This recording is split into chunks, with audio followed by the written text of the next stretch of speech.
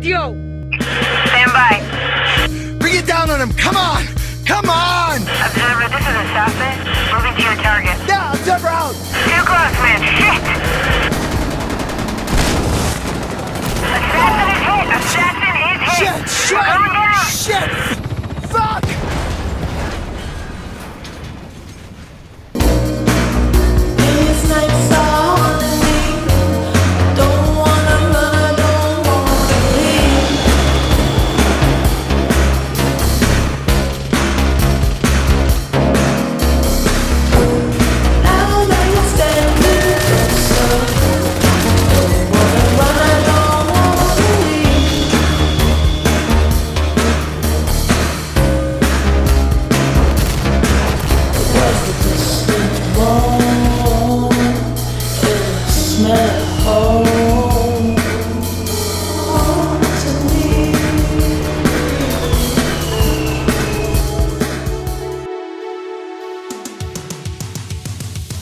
This is a quick and dirty guide on how to play Frontline. I'll give you an overview and framework I've developed with input from other players, but the purpose of the game mode is ultimately so you, as the best Frontline player now, can continue to dominate. And to help you on that journey, there are timestamps at the bottom of the screen. And if you find nothing of value, then I at least hope you enjoy some of the music. Frontline is an attack and defend game mode with a central objective that needs to be contested. It's different from Push because the majority of the map is unlocked for both teams, and it encourages back and forth gameplay. Frontline brings out two types of playstyles, one focused on objective control and coordination with the team, while also allowing the flexibility to concentrate on deleting waves by hunting players down.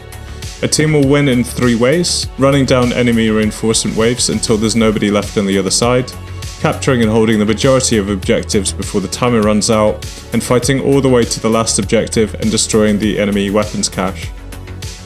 A strong start at the beginning of the round can dictate the rest of the game. If one team captures the central point, then the front line will move, which sadly means more time to run onto the objective if you die. Taking the most direct route to the objective after the round starts and aiming for a light kit, so under 35%, will help you get to the point first and start contesting it. Depending on the number of other players supporting you, it's also viable to run past the objective and watch the flanks to enable the team to capture while you hold off reinforcements. Commanders can have an immediate impact on a team if they're using their assets in line with what the team's trying to do. In terms of assisting with defending an objective, insurgent commanders can call in a rocket barrage or bomber drones if they know where the enemy is likely to be running in from. Whereas if you're looking at an attacking style, consider something like chemical mortars, because not only will it ignore buildings and cover, it'll also act as a smokescreen to help your team get on point. Security has a much tighter arsenal up their sleeves, so calling in minigun support and saving Assassin for later in the round in case things go south. Out of the two, I'd say Cleric, so the minigun support, is actually much better at picking off enemies if called in correctly. The other option is to use something like airstrikes, which have a really big explosion radius and are very quick to call in, so you don't have such a delay as you do with the bomber drones. Security just objectively has a better arsenal, and one thing that really kills some games is a team that isn't able to deal with helicopters. As a gunner, being able to set up and mag dump an entire clip from the MG3 will usually dispatch helicopters very quickly. You're going to be aiming at the rotors or the pilots themselves, so if you're not confident yet with demolitions and aiming at helicopters using the rocket launcher, this is a really foolproof way to take them down. If you're missing rockets as demolitions, what you can do is run up to the ammo box, hit the M key, which will take you to your loadout, and then quickly press escape. This will allow you to just get the kit instantly without having to waste time picking them up. Objective zones come in all shapes and sizes: small rooms, large open courtyards with little cover. Really get familiar where the objective starts and ends. I would say in open objectives with little cover, it's sometimes better to sit alongside the capture zone and deny the enemy team running up to it. On this map, Tideway, the objective starts on the top floor, so therefore being anywhere on the ground floor won't help block it. Getting comfortable and confident on where the zone starts and ends will also help you work out where people potentially are on it. That includes where people are likely to be running in from, You're not as pressured as you would be in push to contest as quickly as possible, and the novelty of this is that it gives you time to check behind the objective, come at it from a different angle, and ultimately get a bit more creative about how you approach it. You usually have more time than you think to clear and check around the objective before you start committing to it. And thinking about these things more fully before ultimately committing to running on point as soon as possible is a great opportunity to take objectives more effectively and be a bit more methodical about it. There's readily available information on the HUD for you. A useful one is using the status symbol icon on the objective to work out how many players are on the capture zone. Stalemate is the same number of players on cap. Capturing or clearing means there's currently more players on your team than the enemy, and losing means you're currently outnumbered on the cap. The last one is blocking, which means that there is an enemy in the cap zone. And blocking is a really overlooked mechanic, especially in the end game of a frontline round. I'll give an example of this. Your defense flag is currently being contested, but you're too far ahead to come back and defend it. If you're able to get to the attacking flag, in this case Charlie, then the enemy has to clear you off first. When done correctly, if you're able to fend off enemy reinforcement waves on your last objective, and your reinforcement team is able to clear that objective that they're currently contesting, you'll be able to win this cap. This is very popular towards the end of the round as experienced players try to target an objective that gives the team the majority of points. Running in parallel to managing your objectives, so attacking and defending, you've got to keep an eye on the wave counter. As a general rule of thumb, 4 deaths on the team triggers a respawn wave, and if you're dropping enemy players, you'll therefore have a short window to reposition or help you push onto the point. Waves are really important because you should control the tempo at which you play at. More waves than your opponents would enable you to push towards objectives, as you have more insurance if that attack fails. You have some more attempts in reserve to do that. Less waves would encourage you to play more defensively, and these situations yield good results if you let the enemy come to you, locking down main routes of entry between objectives, or using the commander and observer to call in support to reduce that wave deficit. Strategies such as baiting or harassing enemy spawns by setting traps or sitting between their lines become even more effective, as they will let your team gather the momentum to push up to the objective cap zone. My final tip around navigating objectives is also utilizing things like the red zone. By being in the zone, you won't be able to use your weapon after 5 seconds. However, it will spit you out onto the route that the enemy's likely running into their objective from. And in most cases, they're always looking the other way. So again, using that and incorporating it with your flanks, if you like to hunt other players, is a really great route to catch them off guard. That said, I'm going to put a caveat here because frontline rounds last for 15 minutes, and unless an objective is contested, the round will end. At that point, the round goes on indefinitely until one team captures this. And this is a very important point in frontline, because if your team does have more waves, but you don't control the middle or majority of objectives at the time the round ends, the team will lose. I refer to endgame in the last minute of a round, or when the team is on 0 waves. What's really amazing is the opportunity for some clutches and winning in the most unlikely situation by thinking strategically. You can piece together something viable by thinking about the win conditions at the start of the video. This is a good example. We're running out of time and we've been on the back foot all round.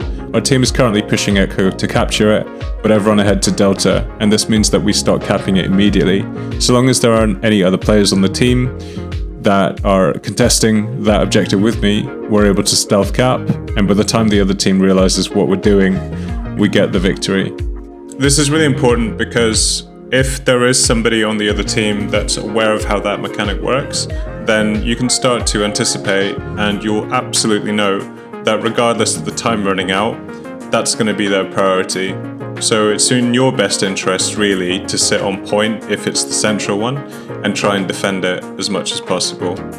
This is a good example here in Precinct where I've realized that, and there are 3 other players on point trying to take it before the timer runs out.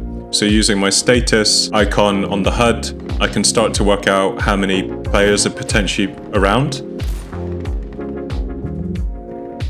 Luckily, it wasn't just me, there were some other people on the team that helped defend it, but ultimately it meant that we could clear the cap, and once it ran out, we won the round. Flipping it on its head then, what can you do if you need to attack an objective and the time is running out? Well, as I said earlier, always prioritize that central flag, the one that would give your team the majority of objectives.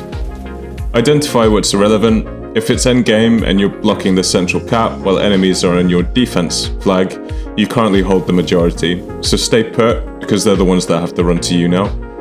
Hit the objectives from the enemy's direction. You can sweep behind it and pick off players facing the other way, so use the flanks and the red zone to get behind first and clear it before you start committing to the objective. Use things that other players have dropped. Explosive flashbangs, mollies are great to control the area, and if you're alone, can almost act as your second player to clear rooms or sections. The classic audio cues in Insurgency, for example, the screaming before a grenade detonates, or the screaming after a flashbang goes off and gets a player, gives you that vital information to place somebody and then play accordingly. I'd say as well, if you're comfortable with it, try and keep moving around the objective. When players don't have waves, then they prefer to stay stationary, as there are just de facto spots that I'm showing on the screen right now. Finally, if there is still time on the clock, then you can run off the point and try another angle or a direction. And this is excellent in situations where you've made noise in a small objective area, but you know that there's somebody else trying to place your position as well. However, if the timer is on 0, then make sure you don't step off the objective. Unfortunately, you're going to have to commit to just fighting on it. Quick peeking as well, while strafing is quite useful. And then, depending on the kind of caliber you're using, so 7.62, then don't be afraid to try and wallbang as well. So just to summarize this section, we've talked about some mechanics and the overall way that objectives work and how you can block them depending on your situation. We've talked about some useful ways you can approach the end game. We've also talked about some movement and strategies that you can do, so timing your waves, and then finally playing at a tempo that the game is developing at. Because Frontline isn't a core game mode of Insurgency, and the game franchise has its roots in Push, which is an attack and defend type game mode, it makes it really difficult to find balance in some of the maps. What will win you the games at the end of the day is teamwork and communication. Commander working really well with the rest of the team and calling in good air support, people generally having an understanding of how the game mode works, and not only playing objectives, but really helping to defend them. That's what wins you games, not necessarily the balance or outstanding issues that the devs need to fix. This part of the video is going to try and bring some of these Frontline tips to life. What I'm going to be doing is lacing some of my gameplay with commentary to talk you through some decisions, to showcase some of the spots that I really like to use. In addition to that, I'm going to be doing some flyovers of each map, but essentially I'm going to be doing this from both teams so that you get an understanding of how the balancing works on each map, as well as some strategies you could be using when you're attacking and defending. So taking a sample of some popular Frontline maps, we're going to jump into Farmhouse, Summit, and Precinct.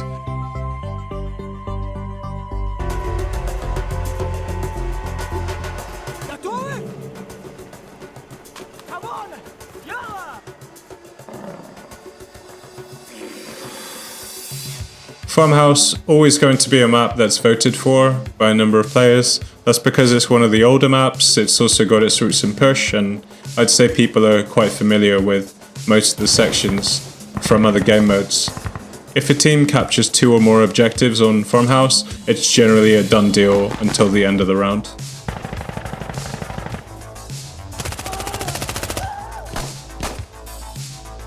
So we'll start with Insurgents. At round start, the quickest way to get onto Delta is to run straight through the gates and get onto the bridge or use the riverbed. You're going to be aiming at the ruins. On your approach after your first wave, you're going to be vulnerable from potential snipers or MGs sitting up on your left side, and that's essentially to cut you off after you go through the gate, or actually camp your spawn wave if you capture Delta. As a personal preference, I prefer to attack Delta at the start of the round by using the upstairs area. There's a number of reasons for this. You can, if you're fast enough, secure the upstairs and look down at people checking the objective or running onto it. You can then have a peek into ruins and get a couple of cheeky kills before they're able to get into cover. However, I will be vulnerable from the right side, especially to people with scopes watching the upstairs. Expect security to also do this. A lot of the time, you'll both meet on the checkered tile floor. Not only is this a transition to downstairs, that's very quick, but the rooms there require you to control multiple sections, all of which take you off the objective, and it's easy to fall into a rabbit hole of trying to secure downstairs. Using the cloth roof in the footage allows you to cut off people entering Delta as well. People barely look up. And then adjacent to that, there's also another useful spot, which I'm going to talk you through.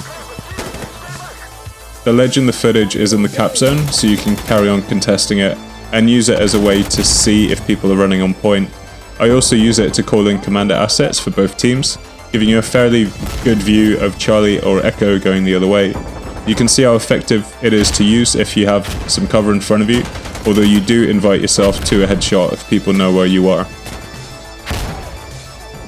When it comes to strategy on Delta, you need to completely lock down the road, as you see from the upstairs balcony, and it's made easier by being at a height that's equal to the same level as the ruins area. Here are some spots in the footage that are really popular to hide on and find players trying to contest Delta.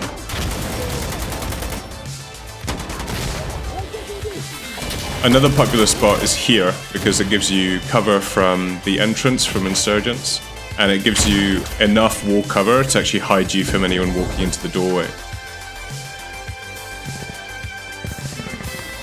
Utilizing the ruins area between Delta and Charlie is a pretty fun space if you keep moving and using the cover to flank enemies. It's popular because there's always an element of security stopping here to look over Delta and into the marketplace. Defensively, you're probably looking to cover off the road and deny the approach to the market area before they can get into the buildings.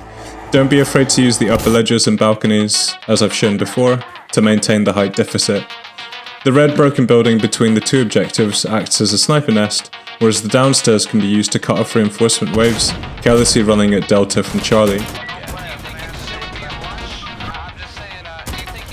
Staying on the left side of the map again puts you in a strong position to get behind enemies and also meet any incoming waves from their reinforcements. You benefit from being in a very close proximity to their spawn, and you can create confusion by using these strategies.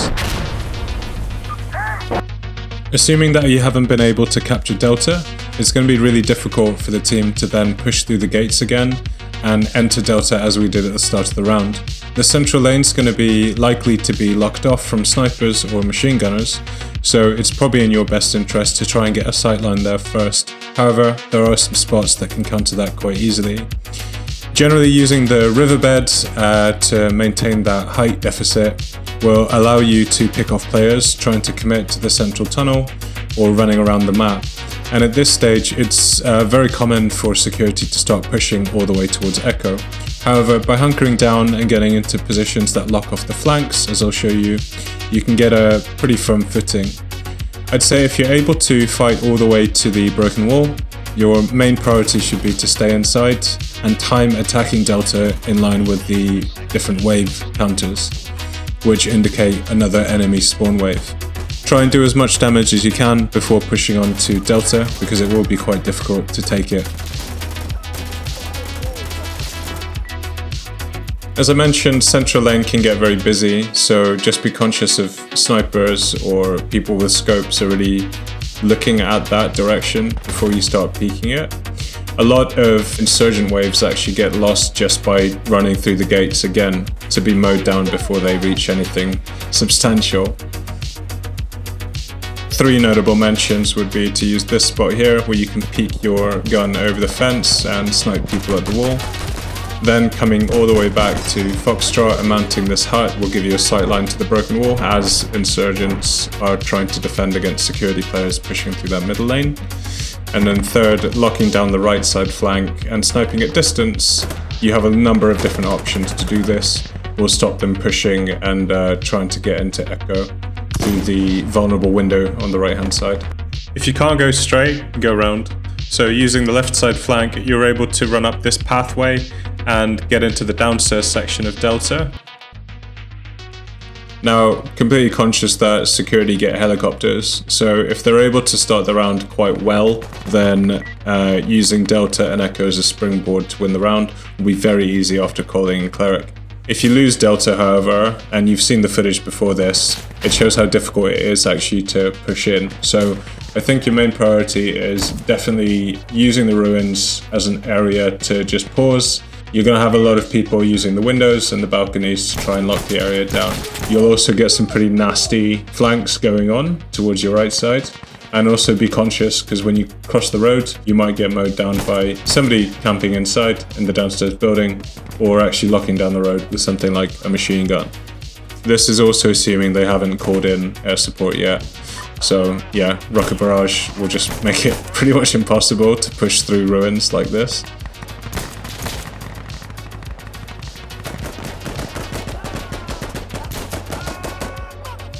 So left lane, or mainly this building actually, will give you really good visibility over Delta, especially people running about on the balconies. If you're actually able to get a sniper and stand up where the machine gunner has placed his gun, you can see all the way back to the insurgent house and also the palm trees, and you can get some pretty long range snipes. Using the insurgent house and the palm trees as a reference point, try and pre-peek that area before you push off. Same story when we talk about security getting into Delta. I'd say the strongest, most effective place would be on this upper ledge, just using the other side. Gives you a great cover and reference point to spot people coming in. If you use this position, it's very strong because it gives you some options. One, you can stop any insurgents running up from the river. And then the other side of it is you can use the cloth roof beside it to call in an airstrike if you're playing commander, or stop any flanking opportunities from the left side. It comes down to personal preference again, but instead of flanking or going around, what I like to do is try and smoke the central pipe or tunnel that takes you under all the objectives and all the fighting and can get you straight into Echo on the left side. You can breach a window, which is usually quite busy with players looking at Delta from this position, but if you're able to clear that, then you can run onto Echo with minimal resistance. And then this footage is showing you what happens if you just turn right, which takes you up the stairs and to the bottom of the Echo building. As an objective, it's very small, so if there's nobody in the archway or on the outside, then your best bet is somebody's inside the very small room. Makes it quite hard to defend for insurgents because as soon as you call in a gun run, you know that there's not going to be anybody about apart from being in this small building. If you're able to take Echo as security, then it's pretty much game over, I'd say, because there's only 2 entrances into it from the insurgents, and because they spawn so far back, they're likely just going to end up at Foxtrot or just trying to push using some of the flanks. Now, moving on to one of my favorite maps, this one rewards complete aggression and good teamwork, so let's jump into it.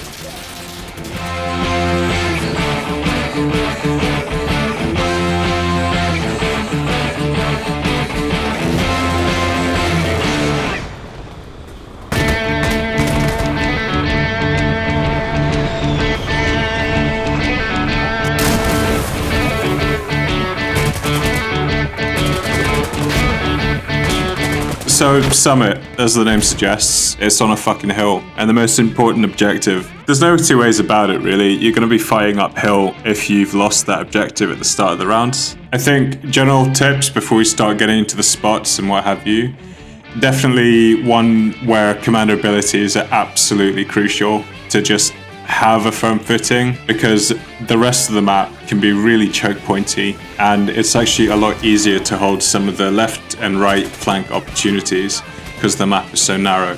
The thing I really like about Summit is that there are a lot of areas on the map that are really crucial to stop a good attack, but it absolutely punishes hyper aggressive teams that keep trying to push uphill or downhill if they've managed to get the central objective. Starting with security then, we're going to start using the right lane, and I really like to use this because it allows us to actually get behind Delta We're going to completely ignore the left side roads going up the hill here after these 2 cement blocks. The reason being is that we can hug the red zone and get into a position which is higher than the objective. And most of the time, bringing a couple of flashbangs or some grenades will help you clear out the objective completely and put you in a strong position to delete any enemy reinforcement waves running in. So this section gives you quite a few options. We can sit on the balcony up there on the right to help. We can scan the left side to get rid of any MGs. And crucially, this also gives you great access into Delta if you want to start clearing the insurgent side of the objective. This is a very high traffic area on top of these boxes. So bear that in mind when you're trying to set up and you want to contribute to just hunting other players down. Transitioning to the archways is something I like to do because this is always an area that insurgents are running into, and by the time they're in open cover, you can completely get the drop on them.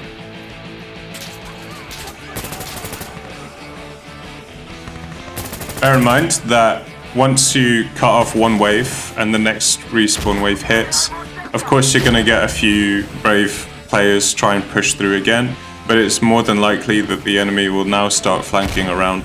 So the approach that we breached at the start of the round using the right lane, that's where players more than likely will be pouring in from now. The most popular route to Delta is using the central lane. So my advice would be try and scan where you can and keep moving if it is clear. Because what you don't want to do is get stuck in this kind of quarry area because you're just going to be spotted immediately if someone is peeking over the hilltop. Moving up to this rock here is pretty good position. If you've got grenades, then use them now and try and aim them at the smoke, because that's the popular entry point for insurgents. This rock is great because it gives you some cover before you can try and transition into Delta. And moving towards the objective when we get a chance, there's only a couple of spots that you really need to worry about. It's split into 2 sections. It's kitchen side and what I like to call main side.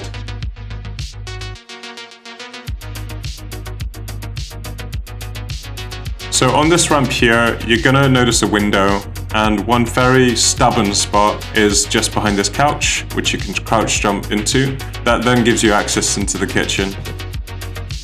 This is a good opportunity to then analyze how the insurgents run onto Delta. So this is the main route that we've been cutting off from the security perspective. When you run up here at the start of the round, you don't want to vault the box. You want to aim to the left of it and crouch jump to get onto the point quicker.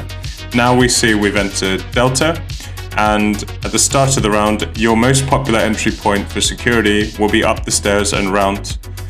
If you have explosives, absolutely use them, and use the space in the kitchen to enable you to see people running into the cap. Because the objective is so small, if you take this section as security from your run up, you know that the only place an enemy can be now is through the other main section in one of the 4 corners.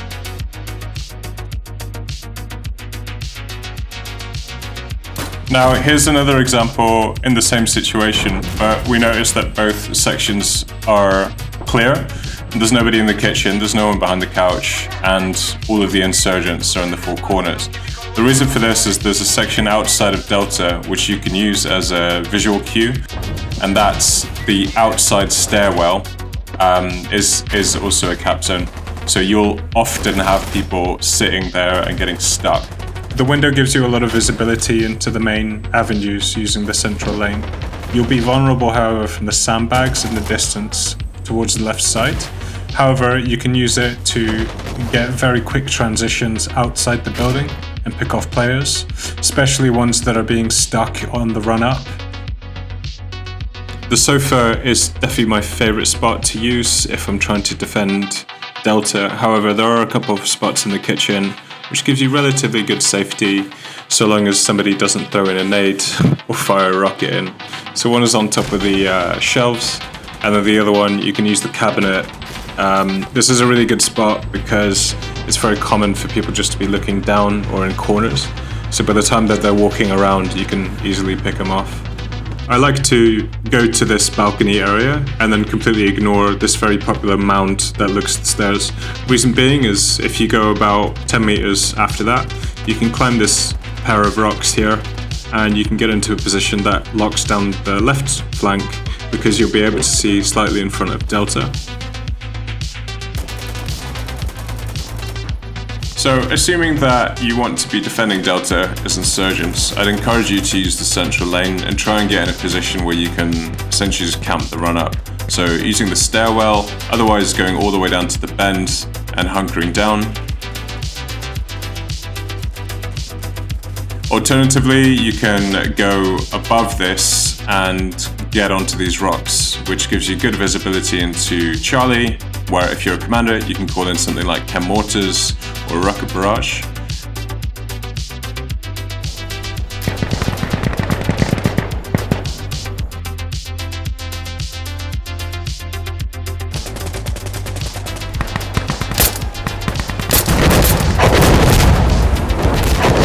Otherwise, you can start using the right lane.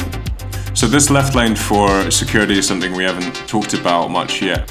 And it's going to be very good for security to essentially perch up on these rocks and try and snipe people running in between Delta on the rooms. Getting in a run-up from the left sides can yield some really good results. And this is usually to do with people assuming that security only breaches Delta through the stair sides and ends up in the kitchen. Left lane doesn't come without its risks though. Very common for people to camp that run up on this bend. So do use smoke or have a peek here before you run up. But another strong part of using this left lane is it gives you a fork in the road before you go up to where the footage showed before. And you can get into the central lane and start seeing if people are sitting in those spots that we talked about just now. If you don't want to get onto Delta and you want to start hunting players, then you can use a similar strategy to how we opened the round. Similarly to Farmhouse, as we had with Insurgents, if you are having a bad time, then feel free to also just let the enemy come to you. So coming all the way to the back of the map, as security, you can mount up here with a 50 cal or a gunner class, and you can pick people off pushing down the hill from central and left lane. And this is a very good way to provide your team with some cover as they're trying to negotiate those lanes. Using things like airstrikes because of the map's terrain means that you're likely to get quite a few kills because of the immediate call-in time compared to a helicopter.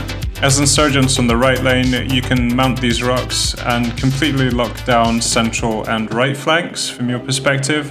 You can use this as a great opportunity to just pick off players from height, and don't be afraid to use this as well if you're on the security team trying to defend Charlie, because very few players look up here. You can use this area as a spot to either catch people off guard, trying to run into the 3 lanes leading up the hill, but otherwise, if you're able to control it well, then you can use it as a very good way to then run onto Charlie.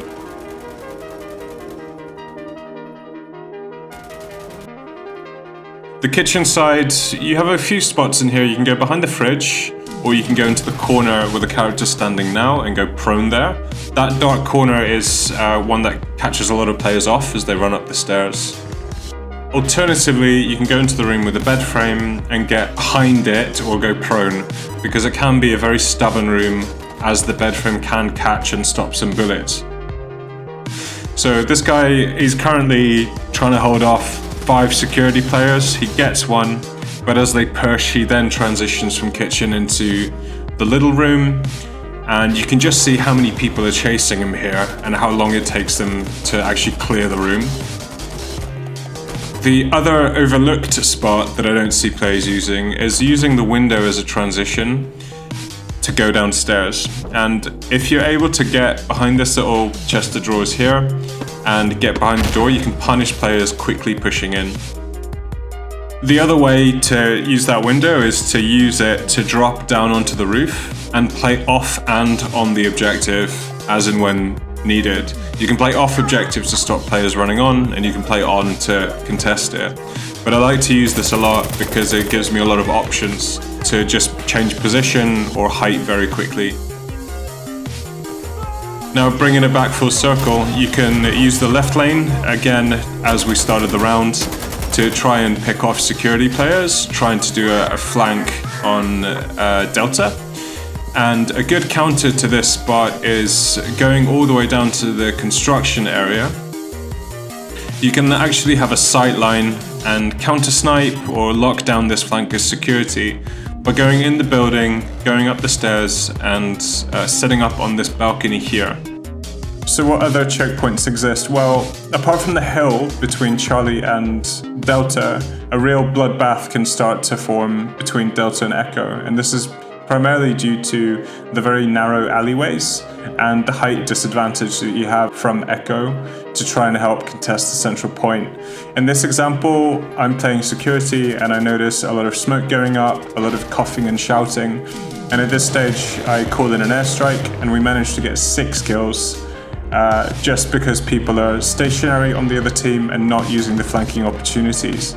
So when it comes to defending, and we'll start off with that, I'd encourage to use this balcony here because you have good visibility on the bend and it's something that security will have to push through. In the same spirit, you can use the crates on top of the balcony to start watching the right flank, which is the second most popular route for people to start pushing Echo on. If you're trying to get onto Delta as insurgents, you're gonna have to run up quite a lot further than security, unfortunately, because of your spawn area. So I would advise using the left lane if you can, or the right lane instead of going up the middle, because it's very difficult to push on there. If you are able to push through center, then definitely use the fork and keep going left so that you come out onto the balcony area that we're approaching from the left lane. It'll give you a good height advantage over Delta and allows you to start clearing security players. Note that the security will now spawn at the bottom of the hill. Using the wave counter at the bottom of the screen allows you to also time the wave and your push, because you'll see a gap appearing with less players on the map. So as a quick recap before we jump onto Precinct, use left and right lanes if central's closed, use commander abilities where you can, and yeah, I mean if you're defending, just try and lock down the lanes and let the enemy come to you. Those are my top tips for Summit. Now if you're still here, that's really impressive. We're going to jump into Precinct because we are pushing the 40-minute mark. Let's just get straight into it.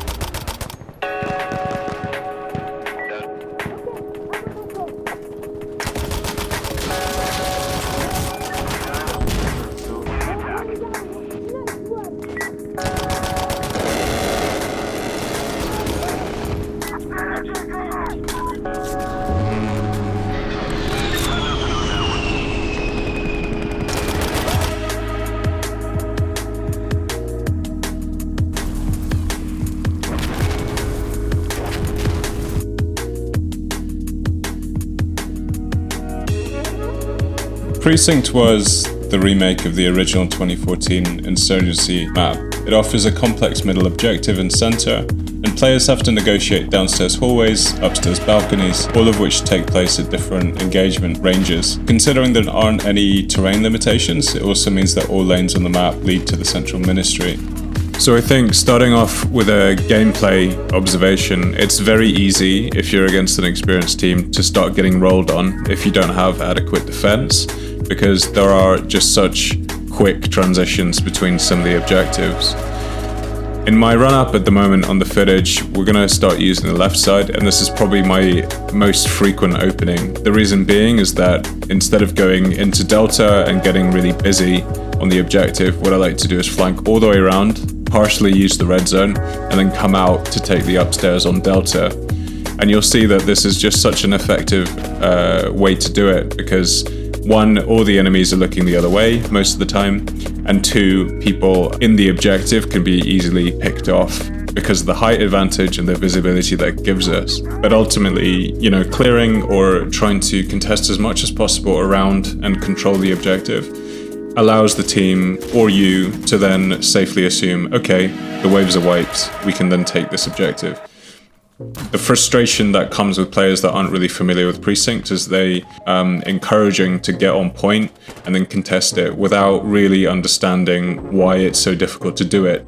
The controlling nature of this type of playstyle allows you not only to clear the objective, but then use it as a springboard to then cut off further waves that are now running on point.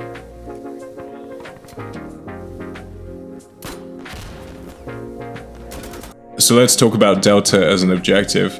You have 6 entrances into it, which count the 4 archways that come into the objective and then the 2 stairs from both sides.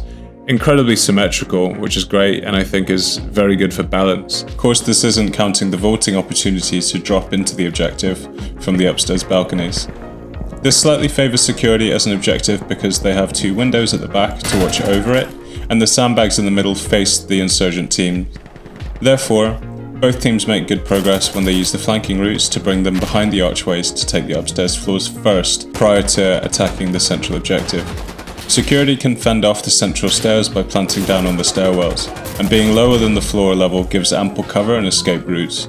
Flanking opportunities again from downstairs is preferable to then use these stairwells for quick height transitions.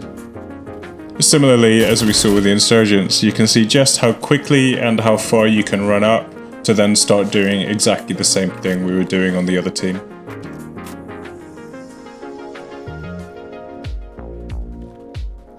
Here are some of the most popular spots on Delta that you can expect. So using the sandbags in the middle to look the other way and cut people off pushing through the downstairs hallways. You can also use the table on the side, although this is probably a de facto spot that everyone's looking at. And then very popular again is using the archways and using the balconies as ledges to just maintain that good visibility over the objective.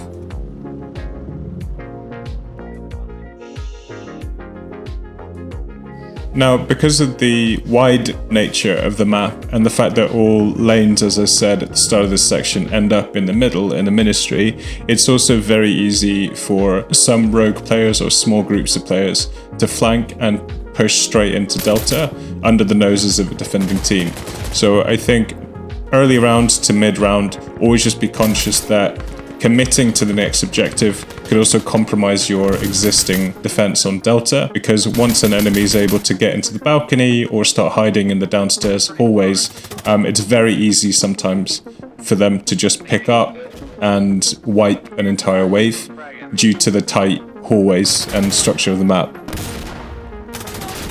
If you're comfortable and you're confident that the defense is good, then let's move into the section between the middle and Charlie. Now this area is quite tight and prone to ambushes. Players like to lock down routes similar to what we had on Summit, so do expect a lot of camping and harassing styles if you're fighting between here. The most popular route for security would be, as soon as they lose Delta, for example, to sprint through the market and into the building behind the bus under the scaffolding in front of Delta, and this is because it gives the most direct route to the objective. As insurgents, you'll be vulnerable from the upstairs windows, and similarly note that if you're peeking through the upstairs windows on Delta, you'll be vulnerable from the Charlie building or the alleyways which have really long sight lines. Instead, by staying close to the ruins area in this position, what that will enable you to do is lock down middle and then also have visibility as to what's going on your right, which interestingly is the second most popular route to Delta for security. Attacking from this side of the map has some logic because it'll bring you into the archways from the security perspective and the downstairs hallways, giving you access to the central stairs so you can start controlling around the objective. Bringing it back to what happens on this right side for insurgents, you can maintain a really strong harassing playstyle by breaching into the upstairs of the market and then punishing players that aren't checking here as soon as they spawn. It also gives you ample escape routes if you are found as well.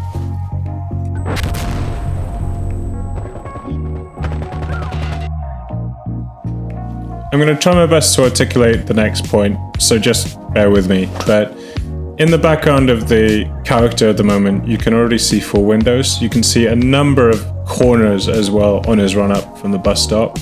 And Precinct is such a busy and dense map that the way to stay alive really is to just try and minimize those variables. So try and take less busy routes, try and take routes that put you into a position where you can cover off and manage what you're looking at. The security side archways that lead into Delta, if you've lost it, are always watched from the balconies or from the spots that we were showing you earlier. Generally, those are the first places people are going to be looking at if they're on an insurgent team. So why not control that, go down a route that has way less variables, which is the left side. So checking the road, checking the hallways first, and then pushing into Delta, which pushes us in such a strong position to then use the central stairs for that height advantage, coming into the objective from a completely opposite direction. So what about defending Charlie? Well, the quick recap of that would be, if you can, try and defend Charlie by using the upstairs windows or a building adjacent to Charlie that will stop an insurgent player running in and cutting them off effectively. The other alternative is get some players there to watch it, and then if you can, try and use the flanks as best as you can, use smoke, and then get onto Delta to try and contest it. Because the sooner you get Delta, the sooner you'll get the insurgent players out of this zone into a much more comfortable position. Similarly to Farmhouse with their echo point, you can see just how small this room is on Charlie. You've got a flight of stairs leaving upstairs, and it's very common for people to use the HUD status icon to then drop down when they hear enemy players, take them out from the windows. But ultimately, you don't really have that many places to hide, unfortunately, so it makes it very common to have people throw in flashbangs and explosives and get rid of the risk. Moving to the left lane for insurgents, this gives you an option to start pushing Charlie similarly to the right side, but do expect some contact in these buildings. The most effective use of that left lane is to use it to watch over Charlie as people are crossing, or to defend it if insurgents are pushing from Delta. So if you're on security, make sure you're defending these initial stairs that the players run into, and try and use it as a springboard to then take a wider flank and get yourself onto the objective. So Echo, this is what you see when you come out of the Ministry building if you run out of Delta, and given this is the last objective I'm going to talk about, I'm going to try and act really passionately about it. It is split into 3 excellent sections. You have a lovely wooden door when you go into the objective, going up a flight of stairs. If you see the little tiles, pause the video, on either side of the stairwell, you can actually jump on those, and that'll get you above the door, where you can basically camp to your heart's content. Moving into the hallway, you've got the bathroom as a hiding spot, but the most useful position really is behind this desk by the window. You're just going to be prone to explosives, but that gives you a great view into the main entry point for insurgents, as I'm going to play in the footage. Notable mentions as well, on the right side you've got, and this is here to help you familiarize yourself with, the right side for insurgents, but the left side for security. So if you stay on this road, they'll come to a very open section in the run up to Echo, and it will be so difficult for them to push through here because, well, ultimately they've got no cover and you do. So pretty simple. On the left side you also have these large bay windows that look over the left and also give you access into looking at what potentially a player is doing in the middle of Ministry, because security love to sit in the Ministry archways at the top of the stairs and snipe down the road.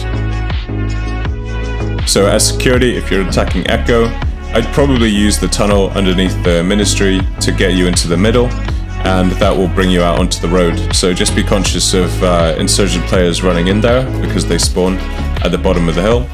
And if you want to try and help control the area for the rest of the team, then I'd encourage you to try and fight to the bay windows, perch up on that balcony, and then cut off people crossing the courtyard, because full stop, insurgents just won't pass if you're perched up there.